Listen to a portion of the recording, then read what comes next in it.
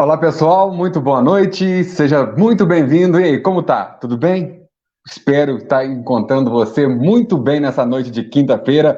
Hoje é dia 4 de junho, seja muito bem-vindo, seja muito bem-vinda. É sempre uma alegria ter a sua participação com a gente aqui no Papo 10. Chega mais, vamos fazer juntos o nosso Papo 10 desta quinta-feira. Hoje comemoramos o Dia das Crianças Vítimas de Agressão e Dia do Engenheiro. O nosso timaço de debatedores já está chegando para trazer para você as principais notícias, tudo que é importante aqui em Barbacena. Já na tela aí, Marcelo Miranda, Yuri Fontoura e Wagner de Oliveira, diretamente lá da capital. Compartilha a nossa live, vamos aumentar a família Papo 10. Vai aí no cantinho que você está nos assistindo, vai aí no cantinho, compartilha e vamos aumentar. Traz os seus amigos para fazer parte desta família Papo 10. Lembrando que o nosso programa é retransmitido, a reprise dele no canal 1 da IPTV, da NET Rosas, na TV Estação Minas. E você também pode e deve participar com a gente lá no Instagram, @Papo10Oficial. Dentro de instantes teremos muito mais promoção para você. E as notícias que você confere aqui, muitas das notícias e muitas outras já você confere lá no site de notícias mais completo da cidade, mandando um abraço para o Ricardo Campos, que já compartilhou a nossa live. Grande Ricardo, abraço, meu amigo. Você confere as nossas notícias no www.folhadebarbacena.com.br, o site de notícias mais completos da cidade. E você sabe, trazemos para vocês aqui todos os fatos e notícias e acontecimentos importantes e interessantes do dia de hoje. Vamos dar uma volta lá no passado, 1975. Nasceu Angelina Jolie e hoje ela completa 44 anos. Ela é conselheira da ONU e defensora de causas humanitárias. A atriz, ao lado do marido Brad Pitt, criou a Jolie Pitt Foundation, dedicada a erradicar a extrema pobreza.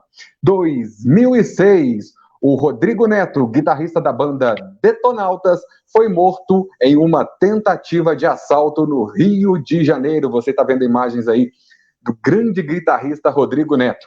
2010, o presidente Luiz Inácio Lula da Silva sancionava a lei da ficha limpa, barrando a candidatura de políticos com condenações judiciais. E ele foi vítima dessa lei da ficha limpa. 2012, agora tem festa no Papo 10, porque ele, Yuri Fontoura, vai fazer a festa. Ronaldinho Gaúcho fechava contrato com o Clube Atlético Mineiro. Não vou fazer o comentário que eu estava pensando, viu, Yuri? Essa imagem foi bonita, né? Essa imagem é legal. Parabéns pela imagem.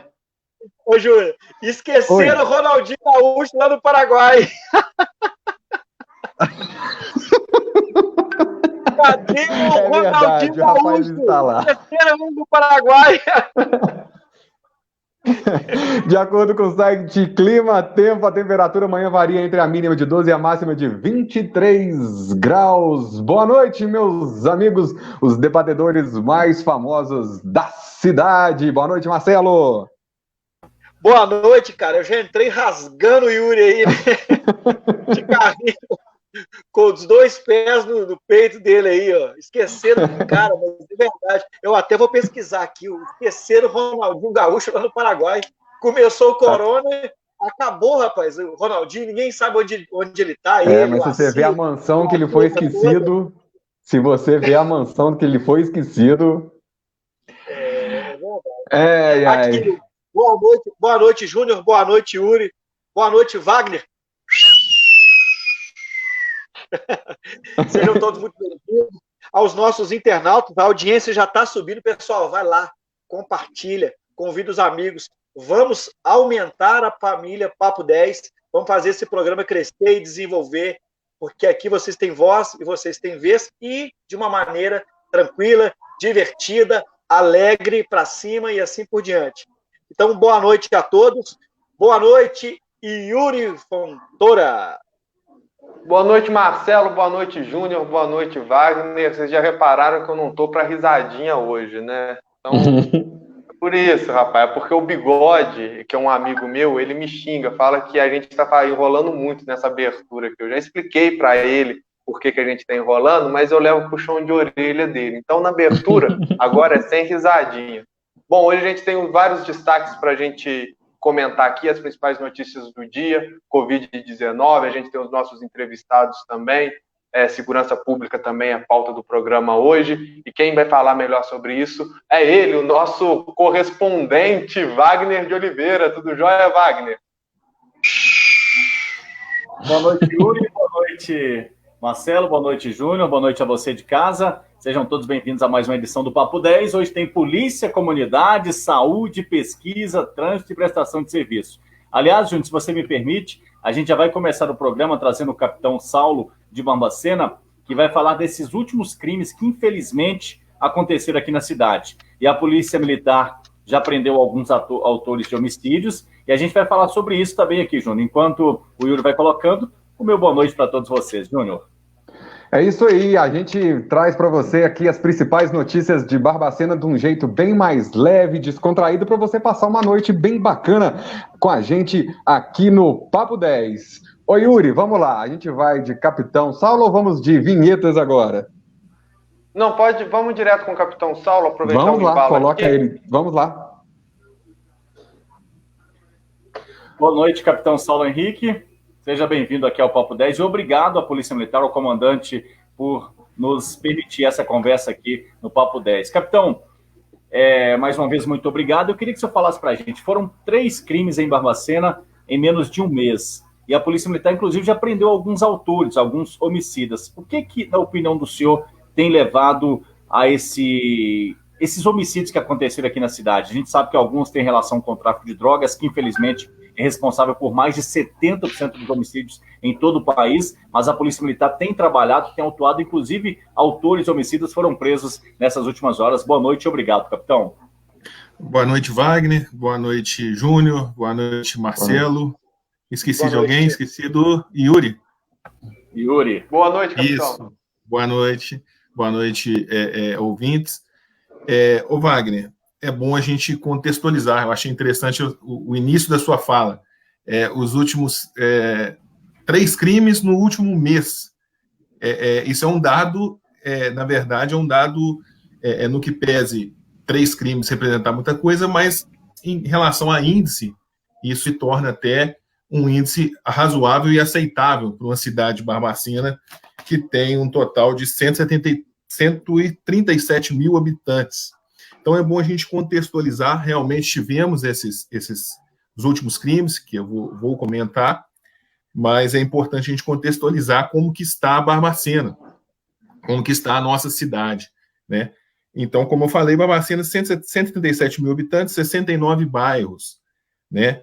É importante, um dado importante é que Barbacena, em Minas Gerais, é a cidade com menor índice de crime violento de Minas Gerais, né? Mas nem por isso a gente vai comemorar e vai ficar em berço esplêndido. Claro que não.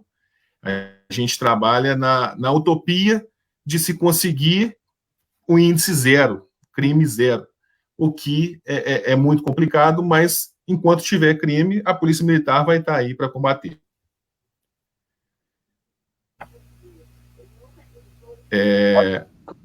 Pode continuar? Pode continuar. Você comentou a respeito dos 3 últimos. A gente inclusive, teve um ontem, né, que, ao que tudo indica, também foi um crime por conta de disputa de tráfico de drogas, né? Como que a polícia tem visto isso acontecendo aqui na cidade de Barbacena? Ô, Júnior, o combate ao tráfico de drogas, ele é incessante, ele é difícil, ele está em todo lugar, está em todas as camadas sociais, né? E realmente é um problema, chega até a ser de saúde pública, né? E realmente ontem tivemos um homicídio, na oportunidade, um indivíduo de 40 anos, ele foi vítima desse homicídio, um indivíduo que saiu da prisão em novembro do ano passado, possui um envolvimento grande com o tráfico de drogas, e aconteceu esse homicídio ontem. 2 autores em uma motocicleta veio a efetuar disparos de arma de fogo contra esse indivíduo. De imediato, né, a Polícia Militar, como sempre, foi atrás, fizemos rastreamentos, levantamento, chegamos na prisão de um possível autor e a identificação de um segundo suspeito. Então, mesmo ontem, assim que aconteceu o fato, em campo, a gente já deu o início dessa resposta à sociedade. Capitão Saulo, só fazer uma pergunta, só pegar ainda esses crimes aqui que estão sendo apresentados, vamos pegar igual o senhor já falou aí no começo da sua fala, 3 crimes aí num período, vamos colocar de um mês. Então vamos pegar eles. Primeiro crime, um latrocínio ali no centro de Barbacena, então matou para roubar, né, que seria o latrocínio, roubou o senhor e tudo mais. O segundo crime, o segundo assassinato, foi por divisa, divergência na divisa de terras ali. E agora esse segundo crime aí, que já tem a ver com a questão, como você já falou, tem presença com a questão do tráfico e tudo mais. Então, ou seja, são 3 crimes diferentes aí a princípio, até que alguns acham que ainda estão em investigação, né, mas a princípio seriam 3 crimes de vias diferentes, vamos colocar assim. E você colocou que Barbacena sempre foi uma cidade muito tranquila, então isso assustou a população, né? 3 crimes assim de uma vez. Como é que a polícia está recebendo isso, essa onda de crime, em um período também difícil, que é o período da quarentena, né? Então, como é que a polícia está recebendo essa questão? Ô, Yuri, é interessante, né? Quando a gente... Realmente são crimes que chamam a atenção, são crimes de uma periculosidade grande e crimes de difícil prevenção, vou colocar nessa situação. Você comentou esse do dia 21/5, foi o roubo do senhor na área central, um roubo seguido de morte, né? Então, assim, o senhor foi fazendo um programa com uma mulher, entrado para a mata, então o namorado, o possível marido dessa mulher, parece que já tinha esse combinado, foram lá, a intenção, a princípio, não era a morte, foi através de uma paulada na cabeça, e esse indivíduo veio à morte. Então, é difícil aí a prevenção. Essa outra situação foi questão de briga de vizinhos, uma questão até comum, essa desavença, que infelizmente, às vezes, ela evolui para uma questão de um indivíduo tirar a vida de outro. Também difícil prevenção, a área privada, então é complicado. E essa situação de ontem, que é o envolvimento do tráfico de drogas. É importante ressaltar, foi a ação da polícia rápida, e nesses 3 crimes tivemos aí prisões, né? Como nos homicídios de Barbacena, praticamente 100%, a gente teve prisões e identificação, né, dos possíveis autores. Mas a Polícia Militar, ela trabalha focada, estrategicamente, então a gente coloca as viaturas nos locais certos, nos horários certos, a fim da prevenção criminal, né? Então é uma ação toda coordenada, toda cheia de estratégia para a gente manter a cidade de Barbacena, né, tranquila, como todos querem. Com isso também é importante, relato a importância da comunidade trabalhar junto com a gente. Então, detectou algum indivíduo suspeito, detectou um crime, que faça a ligação no 190, que denuncie, que jogue junto com a polícia, né? Como sabemos, está na Constituição, a segurança pública é dever de todos, não só a responsabilidade da Polícia Militar. O senhor comentou aí sobre a população participar, agir junto nesse momento da segurança pública. Nós estamos até com a imagem aí na tela do assassinato de ontem lá no bairro João Paulo II. Como que a inteligência, digamos assim, da polícia tem atuado na cidade ou na região a respeito dessa questão do tráfico de drogas? Porque a gente sabe que tem aumentado muito, o fluxo é muito grande, podemos dizer assim, na cidade. Como que vocês têm trabalhado para poder minimizar um pouco essa questão? O Júnior, O tráfico de drogas, como eu falei, é de difícil combate. Contudo, a gente faz levantamentos pontuais em indivíduos que são recorrentes, operações pontuais em locais onde chegam as denúncias e efetuamos as prisões. A gente tem até um aumento do número de tráfico e uso do ano passado para esse ano, demonstrando a nossa ação aí específica nesse delito que tanto aflige, né, a comunidade. O tráfico de drogas, para a família, aquela família que tem um indivíduo que tem um problema com as drogas, sabe da dificuldade, né, de se combater esse tipo de crime. Então, o nosso serviço de inteligência, dioturnamente, ele faz esse levantamento, essa junção com o operacional, e operações diárias são efetuadas contra o tráfico de drogas na cidade de Barbacena. Ô, capitão, mais uma vez, boa noite, obrigado por você participar do nosso programa, é um prazer para a gente tê-lo aqui. Eu tenho muitos familiares na polícia militar. Meu pai foi da polícia militar em outro tempo. Meu pai aposentou em 1976, nem nascido eu era. Bacana, só quem era nascido nessa época aí já jogava um futebol era o Júnior. Ele tem um cabelo grisalho e tal. Mas enfim, muitas pessoas perguntam para nós que somos jornalistas o seguinte, que elas veem muitas notícias de apreensão de drogas e de crimes de uma maneira geral. E essas pessoas nos questionam o seguinte: a Barbacena é uma cidade violenta porque o tempo inteiro a gente vê esse tipo de notícia. E aí a gente tenta, pelo menos no meu ponto de vista, contemporizar essa situação da seguinte forma. Sim. Se tem a prisão, e se tem essa notícia, é porque tem alguma coisa do Estado funcionando. E a gente eu vejo a Polícia Militar como sendo uma das forças do Estado que mais funciona, das forças de segurança pública como um todo, né? Então, assim, a minha pergunta para você é a seguinte: você identifica quanto mais prisões feitas pela Polícia Militar gera na população mais essa imagem de que a polícia está funcionando e que está combatendo o crime, ou não? Ou quanto menos a polícia trabalhar, parece que o crime fica mais escondido. O que você acha disso? O Marcelo, aí a gente já vai entrar numa seara da questão da sensação de segurança, que a gente trabalha muito na Polícia Militar.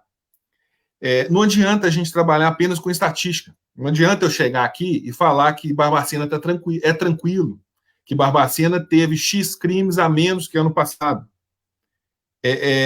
Tem todo um conjunto de fatores que vai levar a essa sensação de segurança. Às vezes, um aumento no número de prisões, ao invés de apreensões de droga, ao invés de gerar uma sensação de segurança, pô, a polícia está atuando, está bacana, ela gera o contrário.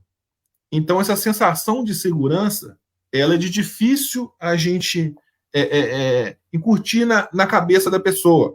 Vou dar um exemplo. Não adianta eu falar que o centro de Barbacena, esse ano, teve um crime violento, se a sociedade liga a televisão e vê crime todo dia. Ela vai ficar com a sensação de segurança como? Que Barbacena também é perigoso. Barbacena também está nos grandes polos, né?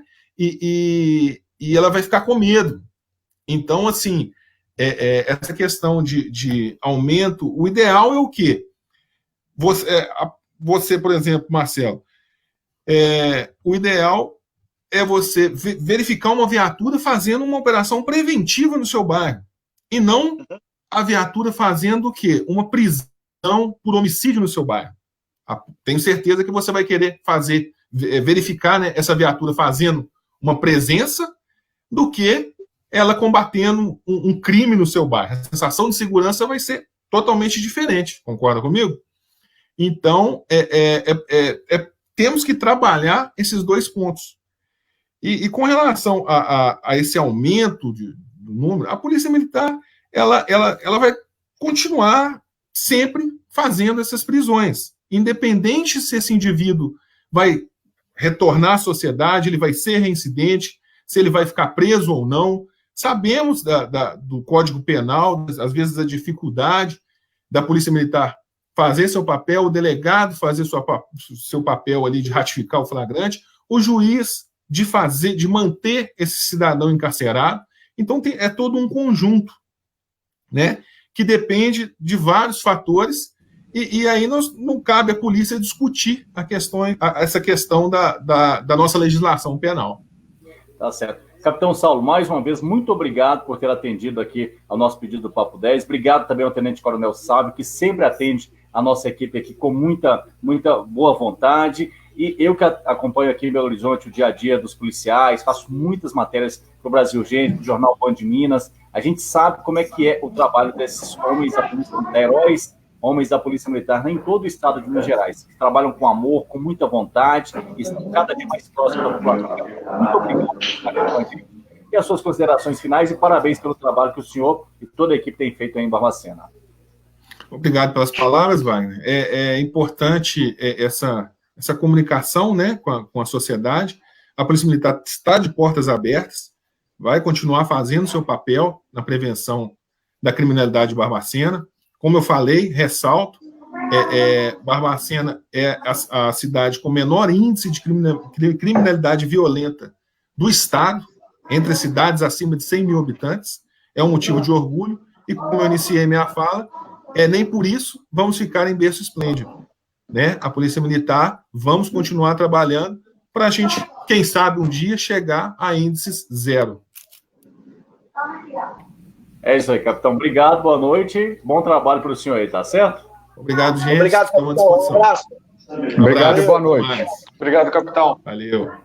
Muito bem, agora 9h54. Continuamos aí com o nosso Papo 10. Lembrando mais uma vez que a sua participação aqui no Papo 10 é super importante. Se você quiser comentar as nossas notícias, quiser participar com a gente, é só mandar o seu comentário, que daqui a pouquinho ele aparece aqui embaixo, aqui, ó, com seu nome bem bonitão e o seu comentário aqui no Papo 10. E mais uma vez, retificando, vamos lá, vamos aumentar a família Papo 10. Compartilhe a nossa live e ajude a família Papo 10 ficar cada vez maior. Aqui é igual coração de mãe. Sempre cabe mais um, mais dois, mais três. Vamos chegando, viu, pessoal? 9h54. Como que é, Wagner? Não, aliás, algumas pessoas me mandaram mensagem aqui perguntando: cadê o Giovanni? Gente, o Giovanni foi suspenso do programa de hoje porque as coisas erradas, e a gente achou por bem tirá-lo do ar, pelo menos até agora. Se ele merecer, se a gente achar que deve voltar, durante o programa ele deve voltar hoje. Mas, por enquanto, para quem não sabe, ele foi suspenso, levou uma pequena punição, porque falou algo que não é conivente com o programa, e na sequência... Ele está tendo uma conversinha lá no RH. Lá no cantinho do pessoal. É o famoso gancho, né, no futebol. Ele pegou aí uma penalidade, tá no gancho. É verdade. Ô Wagner, gostaria que você fizesse um teaserzinho rapidinho do que vem daqui a pouco, porque eu vou dar 2 notícias rapidinho aqui e você já vai trazer o seu convidado pra gente. Exatamente, Júnior. Daqui a pouco a gente vai falar com um professor da Universidade Federal de Minas Gerais, que, aliás, está fazendo uma ótima parceria com a Universidade Federal de São João del Rei e a Universidade Federal também de Lavras. Os estudantes universitários, pós-graduandos, estão fazendo uma pesquisa, Júnior, que o teste de Covid no Brasil pode custar R$5. Hoje, todos nós sabemos, os testes que são aplicados aqui no país vêm da China e chegam aqui com preço médio de R$100. Aí, as farmácias, laboratórios passam em torno de R$200, R$300. Então, esse estudo feito pela Universidade de São João del Rei, Universidade Federal de Lavras e o UFMG, pode chegar ao mercado por R$5. Então, a gente vai trazer o professor daqui a pouco, o Rodolfo, vai conversar com a gente para falar sobre esse projeto e como eles chegaram a essa conclusão. Júnior? É um projeto super importante que vai fazer com certeza toda a diferença. Agora o editor me jogou no buraco bonito. Agora sim a vinheta, porque você queria a vinheta naquela hora e você não teve a sua vinheta. Você não poderia ficar sem a sua vinheta. Tá, muito obrigado. Olha lá, olha o outro lá. Agora vai entender. Agora me fala uma coisa. Não, agora me fala uma coisa mais avulsa do que essa. Não entendi. Pra cima deles, pra cima de quem? O Marcelo hoje tá todo saído, né, gente? Esse daí foi um grande amigo do Marcelo que deu essa faixa pra ele. Eu vou contar a história. O América tava jogando muito, aí esse meu amigo foi no Independência para assistir o jogo do América, trouxe isso aqui. Depois disso aqui, o América não roubou nada e não subiu para a primeira divisão. E eu vou contar. Esse amigo é esse aqui de cima aqui? Esse sujeito. Olha, eu quero trazer uma notícia aqui rapidinho, que as redes sociais aqui em Barbacena ficaram em polvorosa. Barbacena em região ontem, por conta de um container frigorífico que foi colocado lá no Hospital Santa Casa. Aí o pessoal, pronto, Barbacena tá acabando, Barbacena vai morrer todo mundo, vai todo mundo pro container, o pessoal ficou desesperado. Aí na manhã de ontem circulou então nas redes sociais a imagem daquele container, não sei se tem as imagens, eu não pedi o meu editor, me desculpe, viu, querido editor? E a Santa Casa enviou uma nota esclarecendo que o tal container é uma das exigências que fazem parte do Plano Estadual de Contingência de Óbito da Covid-19. A íntegra dessa nota está lá no www.folhadebarbacena.com.br. Barbacena não está acabando, Barbacena não está morrendo, viu, pessoal? O pessoal ficou em polvorosa. Caiu o tal container aí. O pessoal viu essa imagem aí, Wagner. Aqui em Barbacena, o pessoal ficou desesperado, ficou desorientado. Meu Deus, Barbacena está morrendo todo mundo, vai todo mundo pro container. Não, viu, gente? Calma, tranquilo.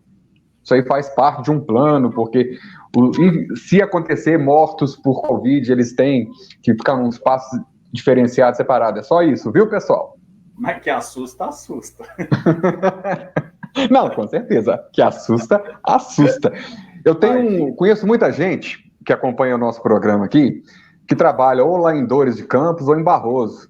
Aí eles, nesse momento de pandemia, eles estão passando por um aperto aí um pouquinho grande, porque os horários de ônibus foram diminuídos, então eles estão passando aperto para poder viajar. Olha só, o portal Dores de Campos informou em reportagem que a partir da próxima segunda-feira, viu, pessoal? A empresa Transurb irá retornar com o horário especial de transporte interurbano entre Dores e Barbacena, passando lá pela minha querida Barroso.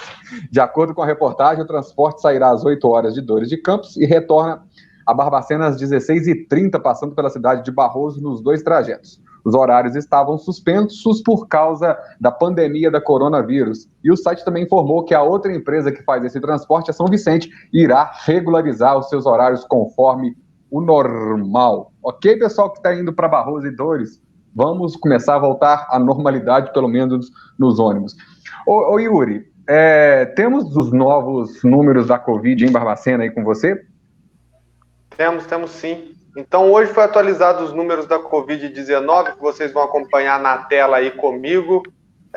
Barbacena hoje registrou 1.332 notificações, ou seja, chegou a 1.332 notificações, para melhor esclarecer, não é que registrou tudo hoje, gente. Chegou hoje a 1.332.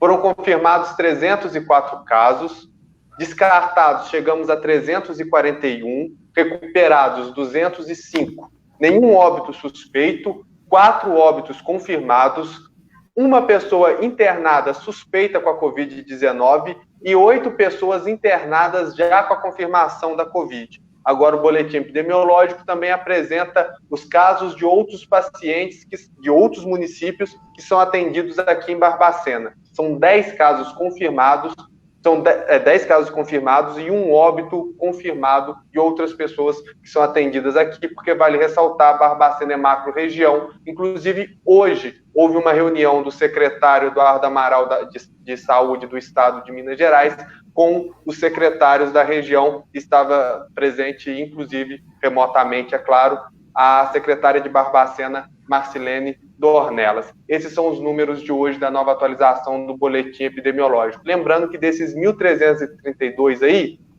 a maioria não foi testado. A gente não tem teste para todo mundo. Então, daqui a pouco a gente vai falar um pouquinho mais sobre teste, sobre tudo isso, mas é um grande problema aí que todos os municípios enfrentam. Existe um protocolo. O protocolo a gente vai testar os pacientes graves ou que precisarem de internação e os que estão na linha de frente. Se não encaixa nesse perfil, e a gente sabe que existe um número grande de assintomáticos, existe um número grande dos sintomas são leves, mas eles passam o vírus, esses números, essas pessoas não são testadas. Os números de hoje da Covid-19, Júnior. Muito bem, então, e continuando nesse assunto, Wagner, faça as honras da casa, por favor. Exatamente, Júnior. Já que o Yuri deu a brecha para a gente falar sobre coronavírus, eu vou trazer aqui o professor Rodolfo Junchetti, da UFMG, Universidade Federal aqui de Minas Gerais, que em parceria com profissionais, estudantes também da Universidade Federal de São João del Rei, que é aqui bem próximo a Barbacena, e Universidade Federal de Lavras, eles estão fazendo uma pesquisa que já está praticamente pronta nos ajustes finais. Estão estudando há mais de 60 dias, estudantes e profissionais de FMG trabalham mais de 12 horas diárias em busca do primeiro teste nacional de baixo custo. Tudo isso sob o olhar atento também a coordenação do professor Rodolfo Junchetti. Essa pesquisa, gente, já está em estágio avançado e pode chegar ao mercado nos próximos 30 dias. E aí a gente fez questão de convidar o professor para dar explicações para a gente aqui, ele vai entrar na sequência, Yuri, para falar para a gente a que pé está essa pesquisa, o que as pessoas de casa podem ajudar, quais são as próximas etapas. A próxima etapa, o professor já me falou isso, é testar o exame em um número maior de pessoas com Covid-19. Para essa conclusão dos estudos, e os valores são altos, o professor vai falar agora. Por isso, os pesquisadores estão recebendo doações e também buscam parcerias. É isso mesmo, professor? Obrigado por estar aqui com a gente no Papo 10. Seja bem-vindo e boa noite. Boa noite, é um prazer estar com vocês, ter a oportunidade de falar sobre os esforços que a gente vem fazendo, que é um esforço que eu quero, de antemão, destacar que é um esforço coletivo, com a participação de várias instituições de pesquisa do nosso país. Eu tenho como o subcoordenador dessa iniciativa o professor Alexandro Galdino, da Universidade Federal de São João del Rei, o campus de Divinópolis, e junto a diversos outros pesquisadores, a gente vem empreendendo uma energia muito grande, correndo contra o tempo e com pouquíssimos recursos. Isso acho que é importante eu deixar claro. A gente, como diz um amigo meu, a gente tirou leite de pedra, né? Porque a gente conseguiu arrecadar em torno de R$41 mil através de pessoas que se sensibilizaram com esse esforço da gente desenvolver o primeiro teste diagnóstico baseado na detecção de anticorpos nacional e que custasse até R$5. Para vocês terem uma ideia, esse teste hoje ele custa pelo menos R$100. Então tem testes que variam entre R$100 e R$300. E a nossa intenção é disponibilizar para o Ministério da Saúde, para o SUS. Nós já estamos em contato com o Ministério da Saúde. Nós vamos doar essa tecnologia para o Ministério da Saúde, sem ônus nenhum, de modo que a gente consiga contribuir para que um amplo número de pessoas do nosso país possam ser testadas, né? E aqui eu quero destacar 2 pontos muito importantes. O primeiro é que esse teste ele vai poder contribuir no diagnóstico na fase inicial da infecção. Então, a ideia nossa imagine você que está chegando pacientes nos hospitais, nos postos de saúde, e essas pessoas com suspeitas de Covid, né? Elas poderiam fazer o teste rápido e, imediatamente, após 3 minutos de colocar uma gotinha de sangue no teste, essa pessoa já saberia se ela é positiva ou não. Esse é um primeiro ponto. Um segundo ponto esse teste rápido, a gente vai evoluir para ele, conseguindo arrecadar mais recursos. Então, é um teste que custa um pouco mais caro para desenvolver. Hoje, o que a gente tem é um teste chamado teste imunoenzimático de ELISA. É um teste que é feito numa plaquinha de plástico, onde correm 96 testes simultaneamente. E ele é muito usado para teste em larga escala, ou seja, eu tenho condições de testar milhares de amostras por dia nesse teste. Ou seja, se a gente distribuir esse teste para todos os hospitais, laboratórios, independentes, a gente quer que seja prioritariamente para o SUS, custo zero, mas também para os laboratórios particulares. Eles terão condições de fazer com custo baixíssimo a triagem da população. E esse segundo ponto é que eu quero ressaltar. O governo ele tem proposto um isolamento vertical, exatamente buscando a retomada da economia. E a nossa intenção, a intenção do nosso grupo de pesquisa é auxiliar o governo, os governos municipais, nas esferas municipais, estaduais e federal, a facilitar o retorno da população às suas atividades de trabalho próximo ao que era normal. Como que a gente vai fazer isso? As pessoas poderiam fazer esse teste por meio do SUS. Se ela for positivo, às vezes ela já se infectou e nem sabe, teve a forma assintomática da Covid. Essa pessoa significa que ela já estaria imune à infecção.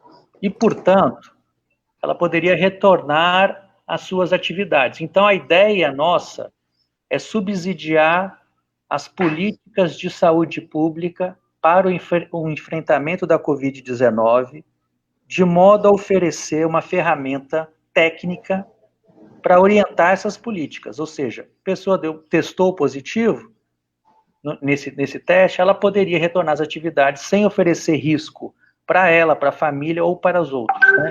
Então, assim, basicamente, é esse o ponto que nós estamos e esses são os principais objetivos que a gente quer alcançar.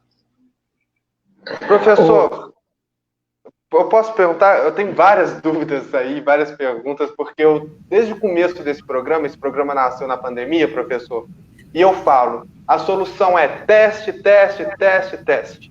Eu já cheguei até a conversar com o professor Alexandro em outras oportunidades, e ele é lá da UFSJ, eu também sou da UFSJ, então... Ele está nos ouvindo agora, ele está nos ouvindo agora. Ele está nos ouvindo? Então, viva a universidade pública, né? Que isso nasce da universidade pública, que é o mais sensacional de estudo. Professor, quando a gente fala de testes rápidos, alguns epidemiologistas e alguns profissionais, principalmente das secretarias de saúde, eles colocam em dúvida a eficiência desse teste, né? Se ele é eficaz ou não. E aí eles preferem mandar, por exemplo, para a FUNED, e a FUNED fazer aquele teste que demora um pouco mais ali. Qual que é o nível de eficiência do teste que a UFSJ, a Universidade Federal de Lavras e a UFMG estão produzindo? Olha, essa pergunta é excelente. Para a gente, qualquer teste, né, quando a gente muda o tipo de teste, existe naturalmente uma variação na capacidade de detecção desse teste. Então, o que você mencionou agora, esse teste que a FUNED está fazendo, que na verdade foi o primeiro teste a surgir, a detecção do vírus. E a detecção do vírus, ela é muito característica, ela é mais fácil de ser realizada logo no início da infecção. Depois que a pessoa ela é curada, em torno de uns 10 a 14 dias depois que ela se infectou, ela deixa ou ela reduz drasticamente a eliminação do vírus. Isso significa dizer que essa metodologia ela não seria mais capaz de mostrar que a pessoa está infectada. Na verdade, ela nem estaria infectada, porque ela está controlando o vírus, né? Ela já controlou o vírus.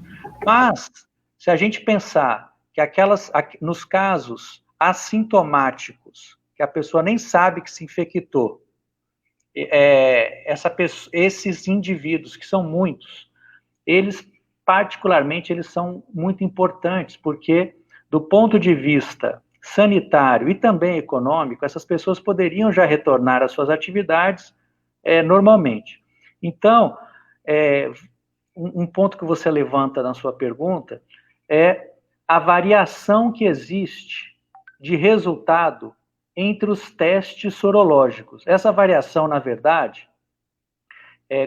logo no início da pandemia aqui no Brasil, assim como em vários outros países, esses testes sorológicos, eles são, na verdade, importados, basicamente da China, alguns da Coreia, e a qualidade desse teste, vocês devem ter acompanhado, né, que alguns países compraram lotes imensos desses testes, não funcionaram bem, e esses países acabaram devolvendo. Então, a qualidade desse teste, como foi feito muito rapidamente, tem uma série de interesses, né, por detrás para colocar no mercado. Esse teste, realmente, muitos deles não têm um bom desempenho. O que eu quero destacar e deixar claro que, embora o teste que a gente esteja propondo seja um teste semelhante a esses, nós estamos identificando fragmentos do vírus e o teste sorológico ele é baseado nesses fragmentos do vírus. Se a pessoa foi infectada, ela tem anticorpo que é capaz de reconhecer especificamente esses fragmentos. Então, os fragmentos que nós estamos trabalhando e que foram triados na UFSJ, sob a coordenação do professor Alexandre Galdino, eles são altamente sensíveis para detectar esses pedacinhos do vírus.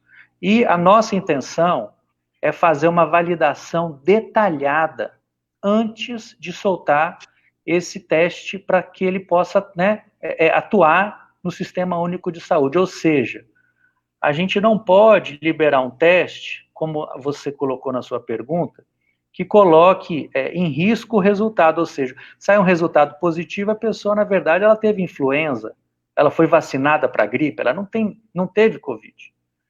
Então, essa é uma preocupação nossa. O teste ele tem que ser necessariamente de baixo custo e também de alto desempenho diagnóstico.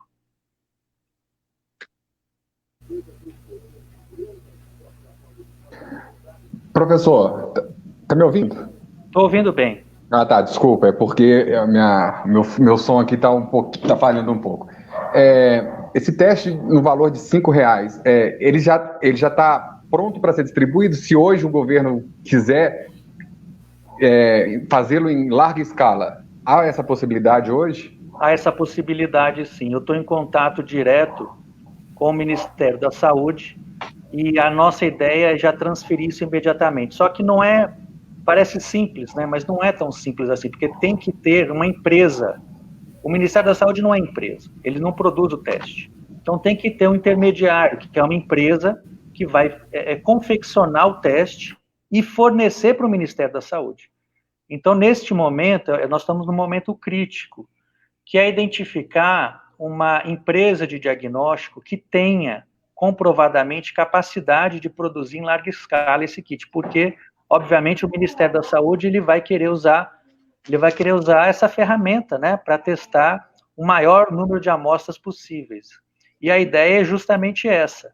A gente está procurando uma empresa que consiga fazer essa parceria e resultar na produção de milhares de kits para serem distribuídos por todo o território nacional. Esse é o nosso desafio atual.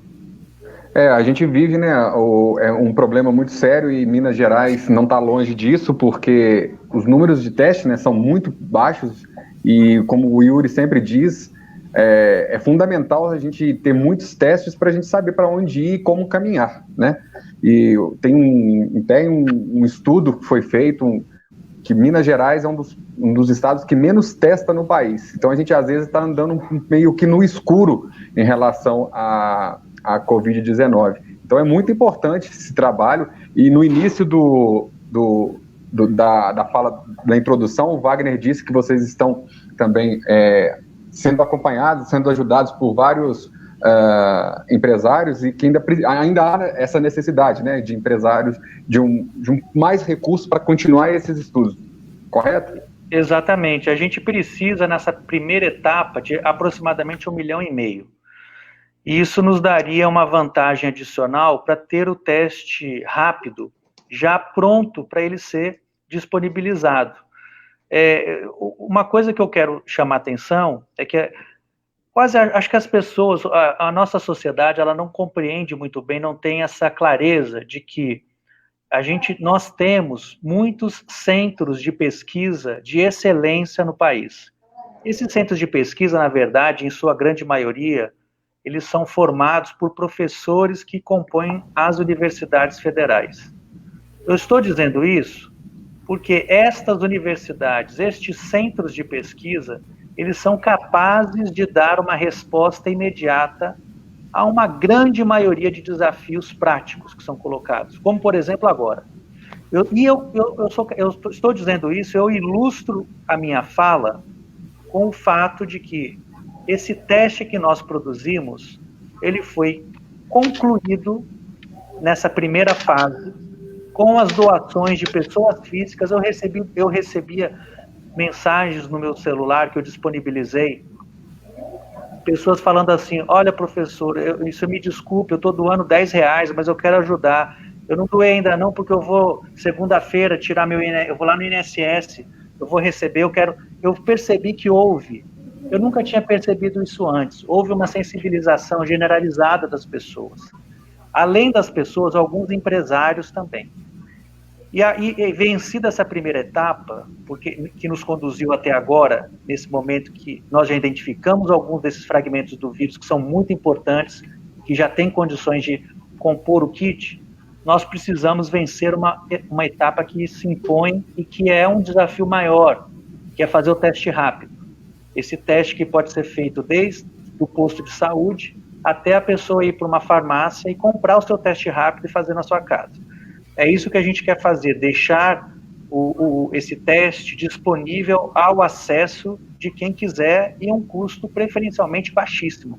Se depender de mim, a gente vai negociar com quem tiver interesse para que não explore, a gente não está no momento de explorar comercialmente nada, a gente precisa, eu acho que o nosso país, nós temos de um certo modo essa consciência coletiva, né? Embora por vez ou outra a gente perceba denúncias, pessoas se aproveitando desse momento, mas eu acho que a população, ela tem essa consciência coletiva, nós somos um país onde a sociedade, ela é sim, a gente tem uma sensibilidade de perceber as pessoas, se sensibilizar com o sofrimento alheio. Eu acho que nesse momento os empresários também eles também estão sensibilizados para essa causa. Vai lá, Yuri. Professor, meu áudio está ligado? Tá. Professor, você falou aí desse custo, né, da pesquisa de 1 milhão e falou que tem essa questão de procurar um laboratório e tudo mais.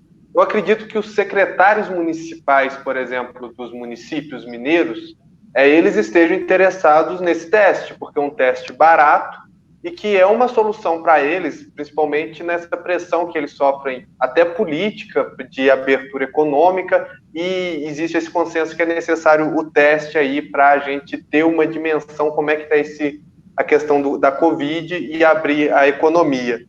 Se um secretário, se um município, um prefeito te procurar e falar assim, olha, o nosso município quer investir 1,5 milhão, quantos testes hoje serão possíveis produzir inicialmente por essa equipe que já tem, com o município colocando um dinheiro para investir? Essa tua pergunta ela é muito boa. São 2 pontos importantes. O primeiro, a sua preocupação imediata se colocar esse montante de recurso, isso se traduz em qual volume de teste, qual quantidade de testes. Isso Sim. É difícil de eu responder porque não sou eu que vou produzir. A gente depende de um terceiro para produzir o teste. Mas eu imagino que isso não seria um gargalo. Por que não seria um gargalo? Se a gente pensar no teste para fazer a triagem em larga escala, a gente já tem o teste desenvolvido para isso. E, obviamente, a gente quer aprimorar o teste. Então, esse recurso, ele vai possibilitar não só fazer o teste rápido, mas também aprimorarmos o teste que nós já desenvolvemos. De modo que os municípios, eles já contam com laboratórios, não vai precisar comprar nenhum equipamento especial do que aqueles que já existem nesses laboratórios de saúde. Nós fizemos, desde o início do desenvolvimento desse projeto, a gente já pensou em fazer um teste aproveitando dentro de uma realidade, para não onerar além do que é o teste, do que seria o teste. Então, o custo de implementação desse tipo de teste, ele seria baixíssimo. Por quê? Porque seria só o custo do próprio teste. E, eventualmente, se tiverem políticos que percebam que isso é importante para o município, eu peço que entre em contato conosco, porque esse recurso ele é direcionado para a universidade, a gente recebe via uma fundação de pesquisa, e essa fundação de pesquisa, que é a Fundep, eles gerenciam esse recurso para a gente não recebe dinheiro diretamente. Então, isso é um outro ponto que eu quero deixar muito claro. Essas doações que nós recebemos, nós recebemos essas doações por uma empresa eu não poderia receber na minha conta, obviamente, esse recurso, e essa empresa comprou os insumos que a gente precisava para realizar os testes. Então, os pesquisadores, a gente não pode receber recurso. A gente agora, se alguém quiser doar algum reagente, viabilizar, obviamente, isso é muito bem-vindo.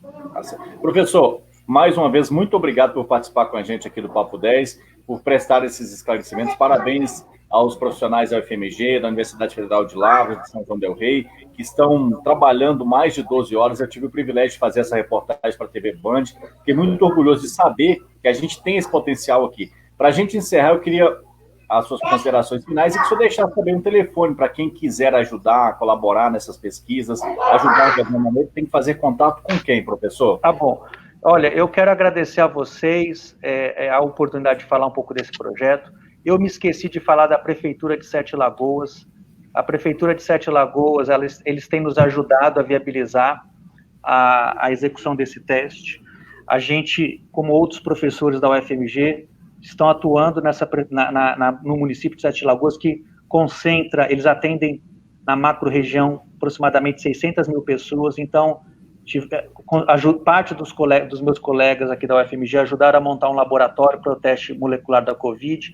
Assim que o nosso teste estiver no mercado, a gente vai montar o laboratório para teste sorológico lá. Então, eu queria também dar o crédito ao município de Sete Lagoas. Quem tiver interesse em fazer doação para essa empresa, comprar os insumos para a gente continuar nessa etapa de desenvolvimento, eu peço para que entre na hashtag Teste Covid Nacional. Lá tem todas as informações sobre o projeto, sobre os resultados.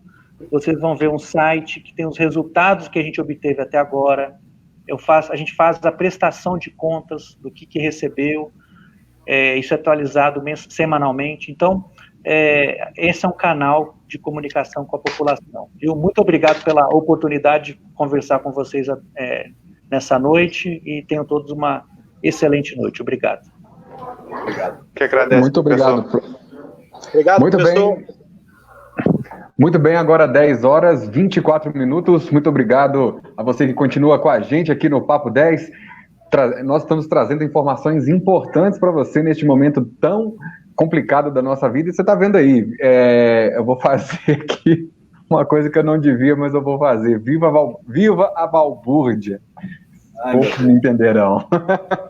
Alguns me entenderão. Não, mas eu acho que é importante ressaltar aí, eu sei que você fez uma ironia, mas é importante ressaltar aí a universidade pública, o tanto que estão trabalhando, o tanto que esses grupos de pesquisa, né, a base da instituição de ensino é ensino, pesquisa e extensão. Você vê eles trabalhando, então a UFSJ, que é que eu estou mais próximo, está nesse projeto.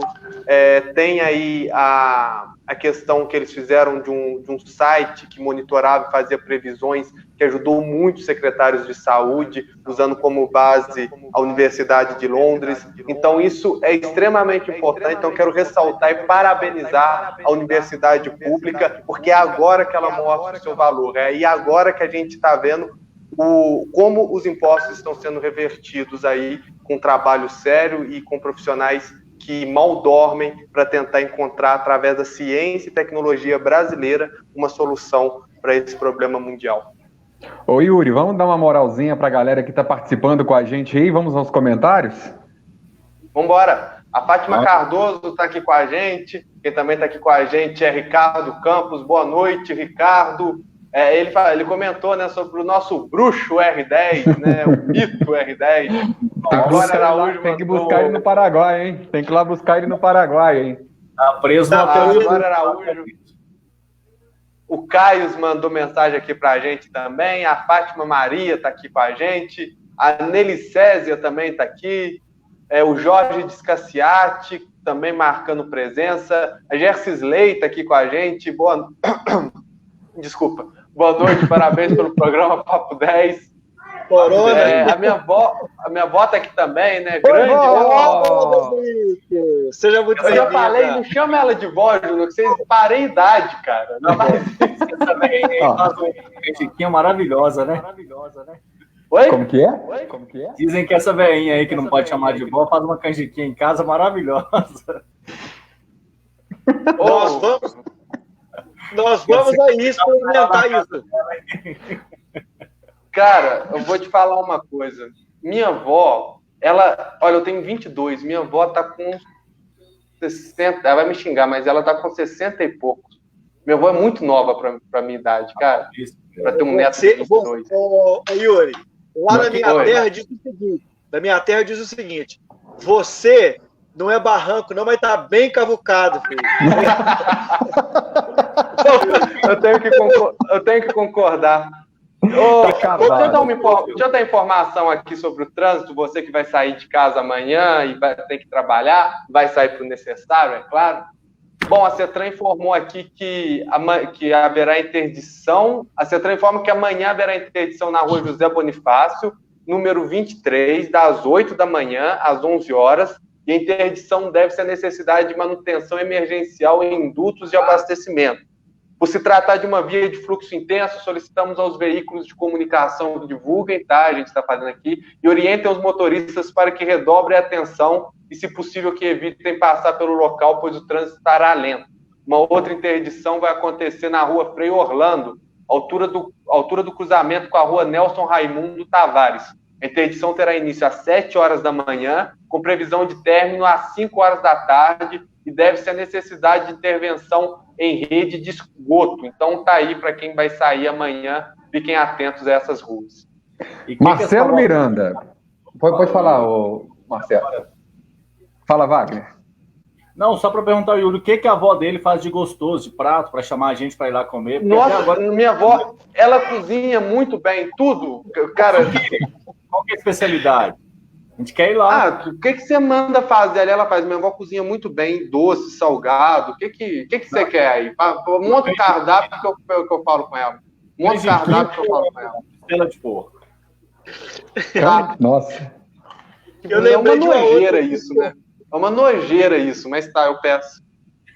Ô, Júnior, eu lembrei de uma outra pro Yuri, cara, que é o seguinte, que eu ouvi semana passada. O Yuri rodou muito tempo sem óleo, por isso que ele tá acabadinho assim.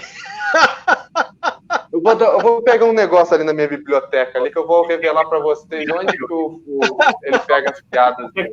Vai dando notícia aí, Você tem notícia aí, Marcelo? Dá notícia aí. Bom de notícia. Eu tenho uma notícia aqui extremamente importante. Agora é o momento sério do programa, que é o seguinte. Após aquele surto que teve na Epicar, na semana passada, retrasada, aliás, o que acontece? Hoje foi notificado na empresa Telefonia Oi, que fica localizada no centro de Barbacena, foi descoberto que um terço dos colaboradores da Oi, daquela empresa que fica no centro de Barbacena, estão infectados com o novo coronavírus. E são casos assintomáticos. Então, o caso ele é caracterizado como um surto epidemiológico dentro da empresa, porque a empresa fez a testagem de todos os funcionários dela. Foi assim, um funcionário chegou lá e disse que estava sentindo dor de cabeça, apresentando os sintomas. E aí foi testado e foi ratificado que ele estava com o novo coronavírus. E aí o que aconteceu? A empresa testou o restante dos funcionários e foi constatado que um terço dos funcionários da Oi, ali do centro de Barbacena, está com o novo coronavírus. A Folha de Barbacena entrou em contato com a empresa confirmou essas informações, foram repassadas pela empresa, e ela ficou de enviar, até na parte de amanhã, uma nota oficial explicando sobre esse fato. Então, isso aí é, mais uma vez, ficar o alerta para os barbacenenses. Se puder ficar em casa, fica. Se não puder, se tiver que ir à rua, coloca máscara. Gente, olha só, antes de começar o programa, eu saí para correr na rua, tinha muito tempo que eu não saía, estava correndo dentro do prédio, eu moro aqui na Rua 7, e hoje eu saí de máscara, eu corri meia hora de máscara. Voltou quase então, morto. Assim, eu estou preparando para o futebol do final do ano, Folha de Barbacena e Papo 10 versus o futebol da Rádio Globo Barbacena, com os enxertos deles lá, sabe? Alaui, Rezende, gosta de enxertar. Eles gostam de enxertar. Mesmo enxertando, eles tomaram freio. Eles perdem. Deixa eu completar a informação aqui, Marcelo. É porque Barbacena teve 3 ocorrências de surtos. Essa informação foi divulgada pela Secretaria de Estado de Saúde de Minas Gerais em coletiva que aconteceu hoje. Para vocês terem uma ideia, o que significa o surto? O surto significa que é um aumento rápido de contágio em determinado local, limitado a uma empresa ou a um bairro, por exemplo. Então, a gente sabe que houve esse surto na Epicar, a gente soube que, agora que o Marcelo trouxe nessa empresa aí, Marcelo, você falou qualquer empresa, porque eu tive que fechar aqui, que aconteceu um acidente. É a Oi. Então, você revelou. Foi a Oi. Eu falei assim, eu ia dar um spoiler aqui, mas não queria dar. Então, já que você revelou, então o segundo é esse. A gente sabe, então, que existe um terceiro surto aí, de acordo com a Secretaria de Estado de Saúde. Barbacena, das cidades apresentadas, foi a cidade que apresentou o maior número de surtos. Olha, Alvarenga teve um surto, Belo Horizonte houve apenas um surto, Bom Despacho, um surto, e as outras cidades que eu vou falar foram apenas um surto. Corinto, Felizlândia, Piranga, Paracatu, Serra do Salitre, Timóteo, Unai e Varginha, todas elas apenas um surto. Barbacena foi a que registrou 3 surtos. Essa eu acho que vai ser a principal notícia amanhã da Folha de Barbacena, que apura essa questão, já entrou em contato com a empresa, já apurou com as fontes oficiais. Então acho que amanhã essa vai ser a grande notícia. Um terço, gente, representaria ali 24 funcionários, pelo que eu apurei hoje durante o dia, e que seria a mesma quantidade proporcionalmente a Epicar. A Epicar também foi um terço ali. Obviamente, como a Epicar tem mais pessoas, o número foi maior, mas proporcionalmente a mesma coisa, um terço. Isso aí vai mostrando, então, para a gente, aquilo que a gente já vem dizendo ao longo dos programas. A gente tem pouco testagem, por isso a gente tem pouco caso. A partir do momento que começar a ter um número maior de testagem, esses números vão começar a crescer. E não podemos esquecer que Minas Gerais é o penúltimo estado da nação, vamos dizer assim, penúltimo estado do Brasil em testagem.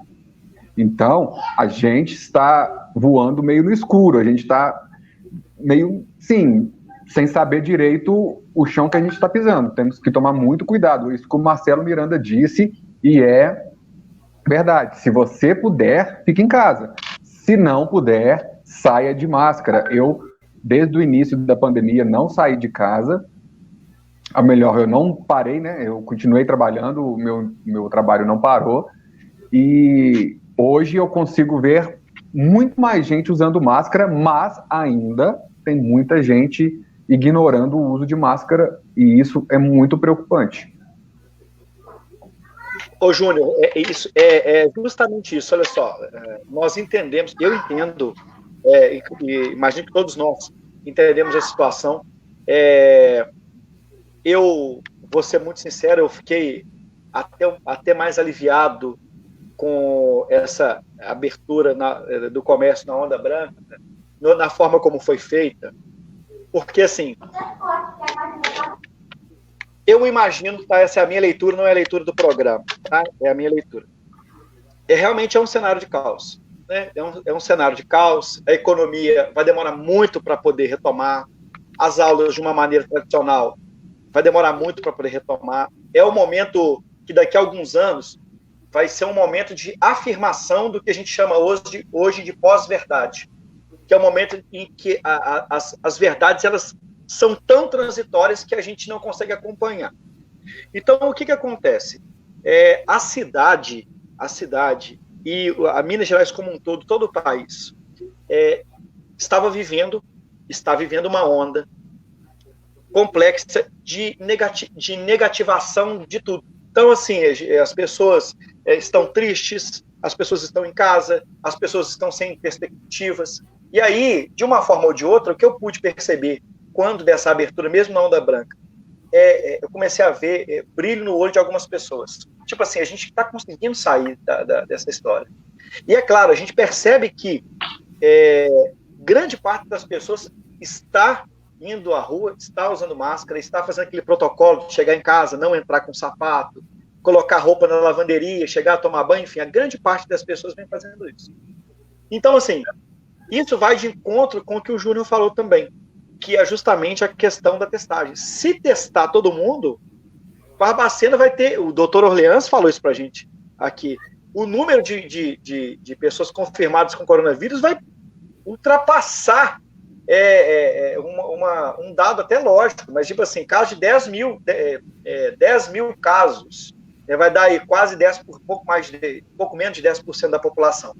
Então, assim, se puder, não é porque o comércio está aberto que eu vou sair. Você sai, se você precisar sair, continua em casa.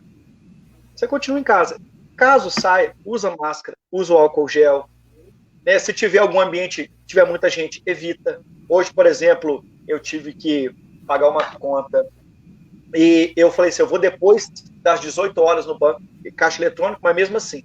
Então, assim, cheguei lá, ô Júnior, eu vou até falar o banco, foi no Banco do Brasil, cheguei com o meu álcool gel, eu joguei álcool gel do botãozinho do negócio, antes de começar, e no final também, porque se eu tiver com a Covid-19, eu não passo para ninguém, entendeu? Eu fui lá, joguei, usei, depois joguei de novo. Quem foi depois de mim, pegou a conta limpinha. Então, é um pouco disso, tá? É um pouco disso. Não fica. Aí, o meu apelo como barbacenense é o seguinte, se você for sair de casa, usa sua máscara, usa o seu álcool gel, e lembra o que a gente vem falando todo o programa. Usar é um ato de amor, não é com você, não, é com o outro. Isso é um ato de empatia, porque você está cuidando do outro. Então, continua fazendo isso. Vamos continuar cuidando dos outros. Se todo mundo usar máscara, pode ter comércio, as pessoas podem fazer o que tiver que fazer, que a coisa vai estar bem. Então, exatamente. É só lembrar, Marcelo, então, que... Deixa eu só aproveitar o espaço, Juninho, porque a gente sabe que a gente está vivendo um momento extremamente complicado. E eu fiquei pensando como eu posso ajudar esses comerciantes que fazer o que não pode abrir. Existe um estudo, existe uma questão da cidade e tal, mas ao mesmo tempo eles precisam do dinheiro aí para ganhar o seu dia a dia. Então eu fiquei pensando como eu posso ajudar. Então o que eu pensei, essa página do Canal Mantiqueira, ela tem milhares de pessoas ali vinculadas a essa página.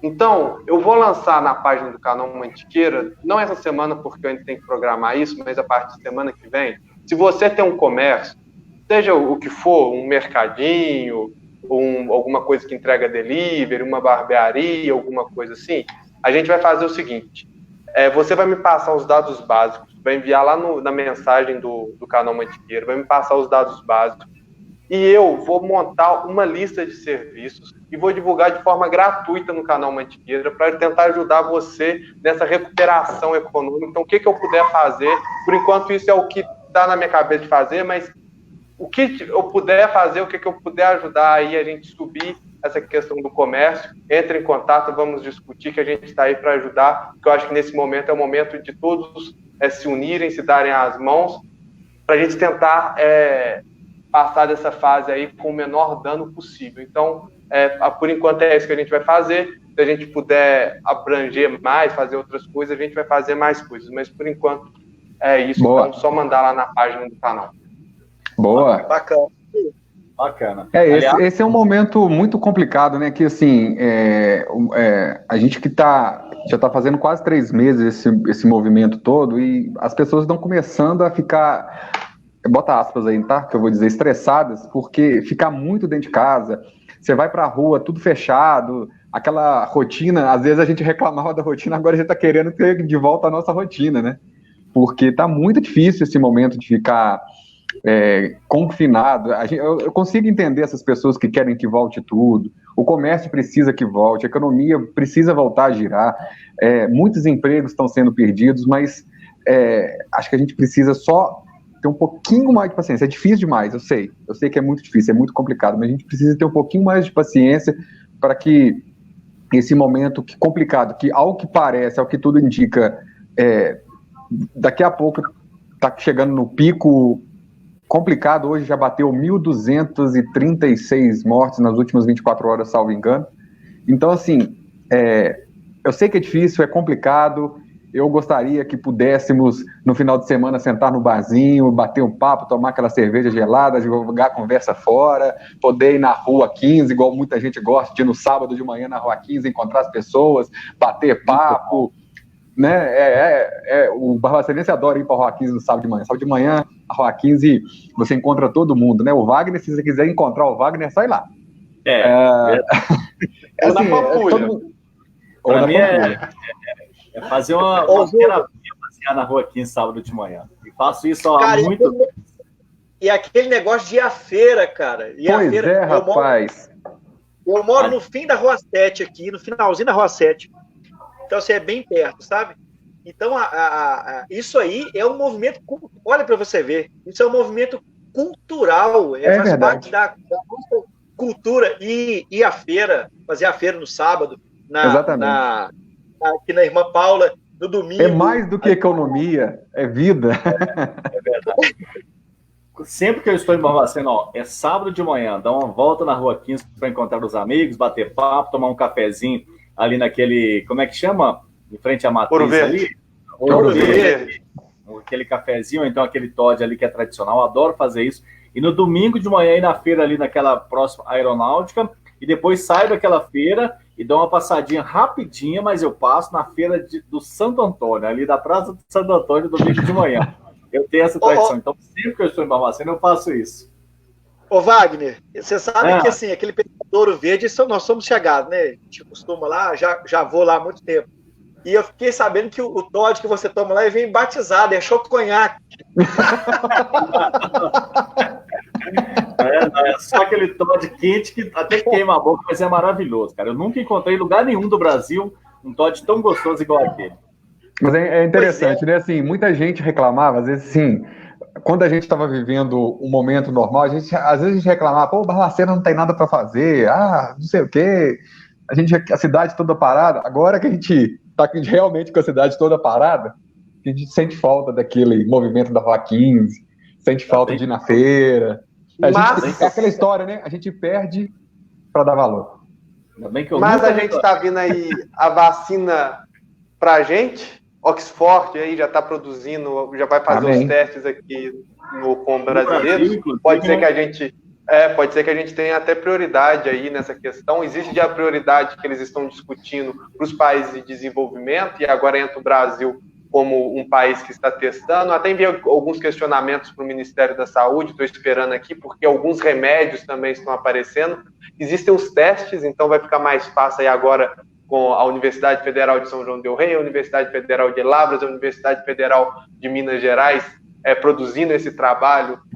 Se Deus quiser, aí a gente invocando Deus nesse momento, a gente vai conseguir entregar aos municípios esses testes, então vai ter um controle maior, um custo baixo. Isso é muito bom, isso é uma esperança que eu estou vendo lá no fundo. Lá no fundo eu estou vendo, sabe ali, no finalzinho do túnel ali? Então, eu tô lá, o túnel tá aqui, eu tô lá olhando para ele ali.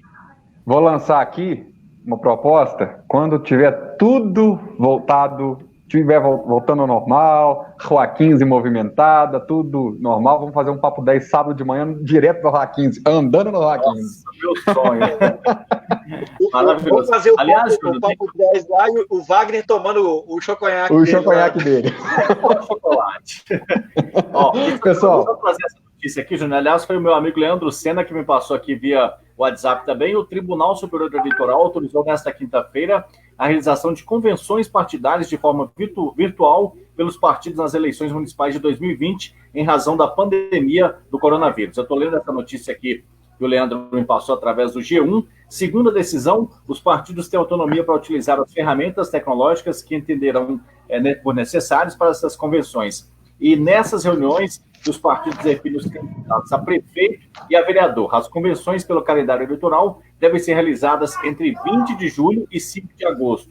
A eleição está marcada ainda para outubro. O tribunal respondeu, no caso, ao G1, a uma consulta feita por parlamentares. As convenções deverão seguir as regras e procedimentos já definidos pela Justiça Eleitoral. O relator ministro Luiz Felipe Salomão decidiu submeter os questionamentos ao plenário do TSE.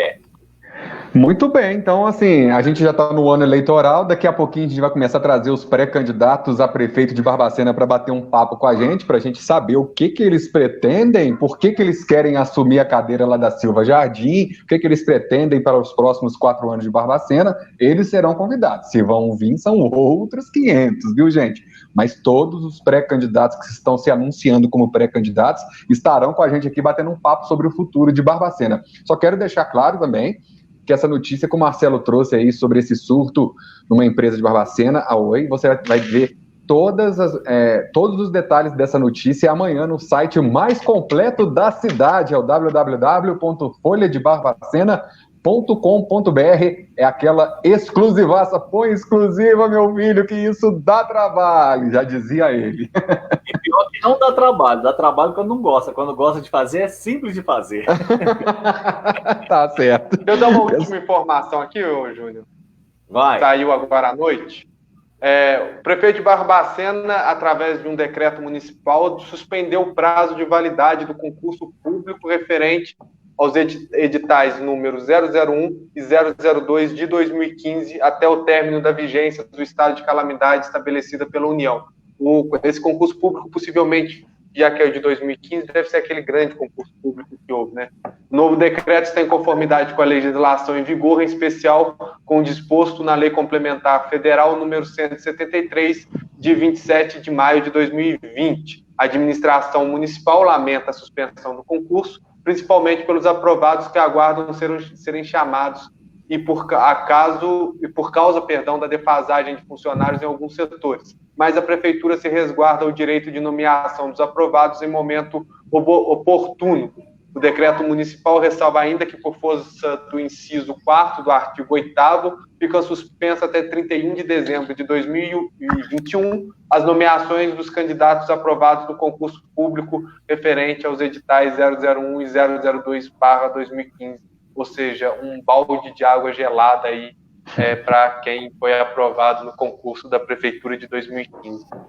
Eu não diria que é um balde de água gelada, porque já que ele congelou o tempo, as pessoas não estavam possivelmente não seriam chamadas nesse momento, porque, né, não tem condição, então elas vão ganhar mais um pouquinho de tempo para frente.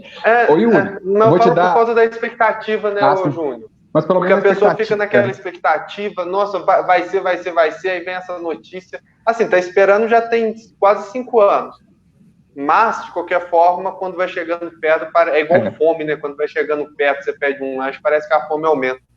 Ô, Yuri, eu vou te dar... É aqui, ó, que o Marcelo tira as piadas dele, dessas revistas.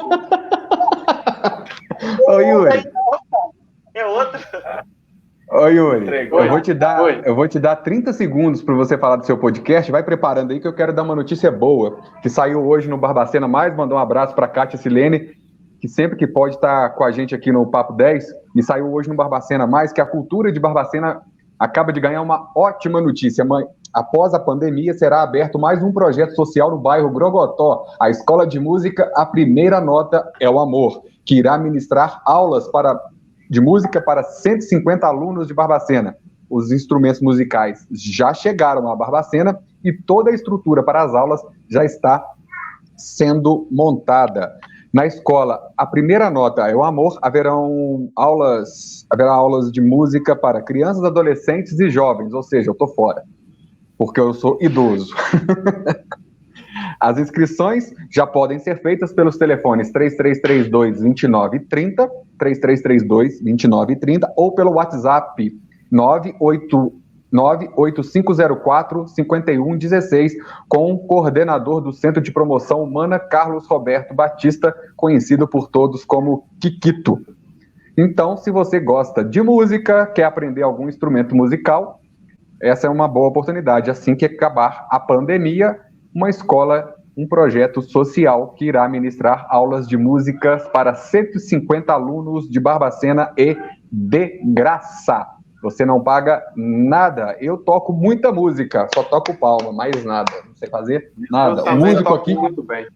O músico aqui é o senhor Marcelo Miranda, o professor. Eu vou contar de onde vieram as minhas piadas em relação ao Yuri hoje. Daqui, ó. Para-choque. Para-choque? Coloca a vinheta de encerramento. Ô, Yuri, 30 segundos para você falar do podcast. Então tá, 30 segundos para eu falar do podcast. Já está no ar o 12º episódio do podcast Papo FB. O podcast dessa semana vai falar sobre moda sustentável. Você não pode perder. A nossa convidada é Lívia Monteiro. Ela é publicitária, comunicóloga e desenvolve um trabalho... Vocês estão perdendo minha concentração, seus Zé Wells. Desenvolve um trabalho na área da moda. Então, vocês não podem perder esse podcast, está em todas as plataformas e também no site folhadebarbacena.com.br. Na próxima semana é ele, Ricardo Amado, no nosso programa. Opa! Agora eu tenho mais 10 segundos porque as pessoas estão me pedindo para eu falar sobre essa questão da divulgação do comércio. Mas é o seguinte, vou repetir então. Vocês entram no canal Mantiqueira e mandam lá. Eu vou tirar o fone. E mandam lá no canal Mantiqueira o nome da empresa ou do pequeno negócio. Mandem também o serviço que vocês prestam. Mandem telefone. Se tiverem uma logomarca ali, mandem também para a gente aqui. E aí a gente monta a arte. Pode mandar pro direct aí, para a caixa de mensagens do canal Mantiqueira, beleza? Cara, vocês podem falar o que vocês quiserem. Hoje quem está editando sou eu. Se eu quiser segurar isso aqui até meia-noite, eu seguro. Yuri, para a gente encerrar, para a gente passar a régua, eu estou vendo aqui, tem alguns comentários. Eu quero terminar o programa hoje com os comentários da turma, que tem um comentário muito bacana aí que eu quero que você coloque da Gercisley.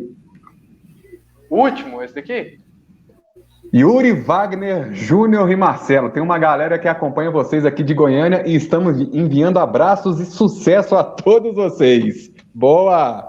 Tem mais quando fala de Goiânia, me dá vontade de ouvir música sertaneja. Trem. Fátima Maria. Feira de domingo ali é o encontro dos mineiros. Muito bom, realmente a feira de domingo é muito boa. Wilton Arnaldo mandou aqui: não podemos esquecer que o trabalhador não tem a opção de ficar em casa. Se abre comércio, automaticamente abre brechas para maior disseminação do vírus.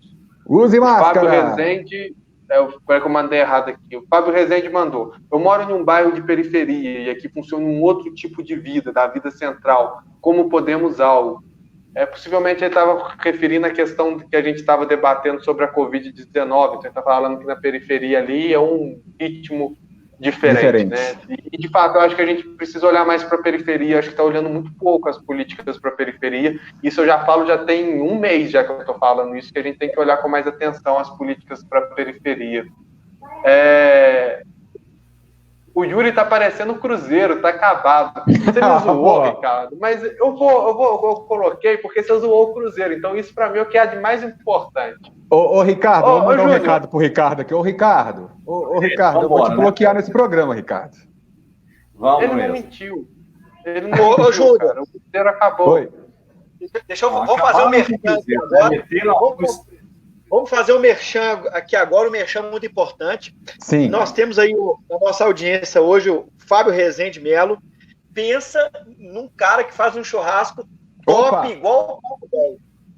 Coloca a merchan no churrasco aí, ó. Duvido que ele sabe fazer churrasco. Fábio Melo churrasco. Cara, esse cara faz um pão. Eu vou contar como é que é. Ele pega a linguiça, abre a linguiça, coloca presunto, mussarela. Eu não sei como é que ele faz, que eu tentei fazer na churrasqueira e caiu em tudo. Eu não acredito que ele sabe fazer churrasco. Eu só acredito vendo também. Eu tô nessa com o Wagner. Só acredito vendo, viu, Fábio? Vamos fazer o seguinte, ó. Vamos marcar. Ô, Fábio, você tá nos ouvindo aí, tá? Senão vai fugir dessa. A gente vai fazer um Papo 10 na sua casa. Com o churrasquinho chegando.